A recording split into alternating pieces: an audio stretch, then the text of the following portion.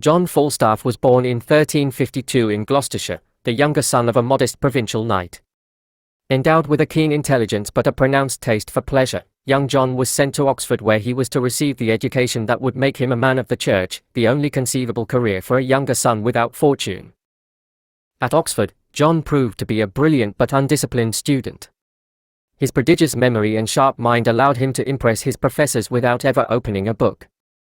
He preferred to spend his evenings in taverns, where he developed two talents that would follow him throughout his life: drinking without apparent limit and telling stories that captivated his audience. At 19, Falstaff found himself at the centre of a scandal. The Dean of Oxford discovered that for 6 months, John had pretended to attend theology courses he had never frequented. To avoid expulsion, he invented an outlandish story. He claimed to have been kidnapped by heretical monks who had held him captive to extract information about the university. This fabrication was so absurd that no one should have believed it. Yet Falstaff told it with such conviction, embellishing his account with such precise details about these monks' controversial theology, which he entirely invented, that the dean began to doubt. Better still, John claimed to have converted 2 of his captors to orthodoxy during his captivity. The dean, impressed by what he believed to be religious zeal, not only forgave Falstaff but recommended him to the Bishop of Gloucester as a promising young man. Thus John learned his first great lesson: an extravagant lie, told with confidence, can be more credible than a plausible excuse. The Bishop of Gloucester soon saw through Falstaff's laziness and debauchery. Dismissed from the episcopal house, without money and prospects, John enlisted in the king's army. His military career was brief but formative. During a skirmish against Welsh rebels, Falstaff found himself isolated, facing 3 adversaries. With no chance of winning by arms, he began speaking Welsh, a language he had learned in border taverns, pretending to be a spy in the pay of the rebel leader. He spilled such a flood of invented information about English positions that the Welsh, instead of killing him, brought him to their leader. Before the rebel leader, Falstaff completely changed tactics. He presented himself as an English mercenary disgusted by the stinginess of his employers, and offered his services to the Welsh for an exorbitant price. To prove his worth, he detailed the weaknesses of the English defensive setup, which were actually its strengths, encouraging an attack that would result in disaster for the rebels. The Welsh leader, suspicious, had him imprisoned for the night.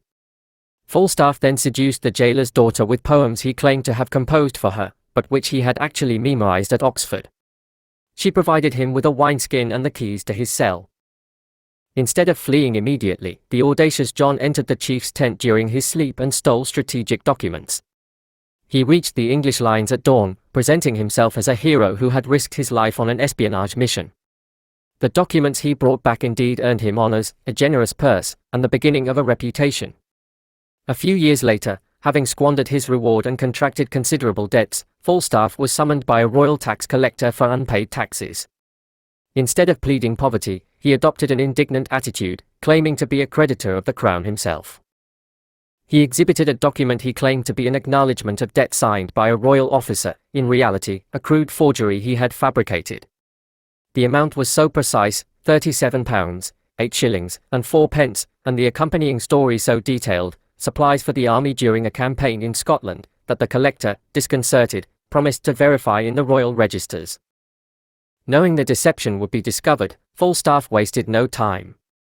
He went to a wealthy wool merchant, Sir Thomas Wolsey, claiming to be an agent of the royal treasury charged with settling this same debt of £37. He explained that for complex administrative reasons, the crown needed a bridge loan of this amount, which would be repaid with interest within a fortnight. Sir Thomas, flattered to be asked to render service to the crown and enticed by the promised interest, advanced the sum. Falstaff immediately used it to pay his tax debt, then left town before the deception was discovered. 6 months later, when he happened to cross paths with Sir Thomas in London, far from fleeing, Falstaff accosted him joyfully. Before the merchant could accuse him, he showered him with thanks for his patriotism and explained, with a wealth of invented administrative details, that the repayment had been made long ago into the hands of one of Sir Thomas's clerks. Faced with the confused merchant, Falstaff expressed indignation at the dishonesty of this clerk and even offered his help to find him. Faced with Falstaff's audacity and the complexity of the affair, Sir Thomas preferred to abandon the pursuit, concluding that the game wasn't worth the candle. Thus, John once again escaped the consequences of his actions thanks to his boldness and intelligence. At 30, Falstaff decided it was time to improve his social status. He began to call himself Sir John, although he had never been knighted. To justify this title, he invented a glorious past made of imaginary battles and unverifiable heroic acts.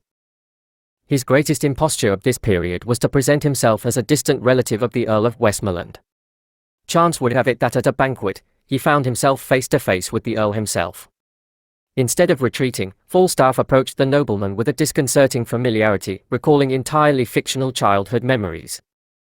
The Earl, at first surprised, was soon disarmed by Falstaff's charm and assurance. The latter recounted with such precise details a visit by the young Earl to the Falstaff family manor, a manor that had never existed, that the nobleman began to doubt his own memory.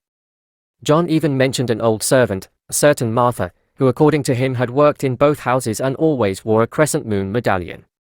By an extraordinary stroke of luck, the Earl had indeed known a servant named Martha in his childhood who wore such a jewel. This fortuitous coincidence convinced the Earl that Falstaff was telling the truth, and he welcomed him as a rediscovered relative. This new connection allowed Falstaff to obtain a position as a justice of the peace, a position he used more for his personal profit than to enforce the law. It was at this time that he began to frequent the Boar's Head Tavern in East Cheap, which would become his headquarters.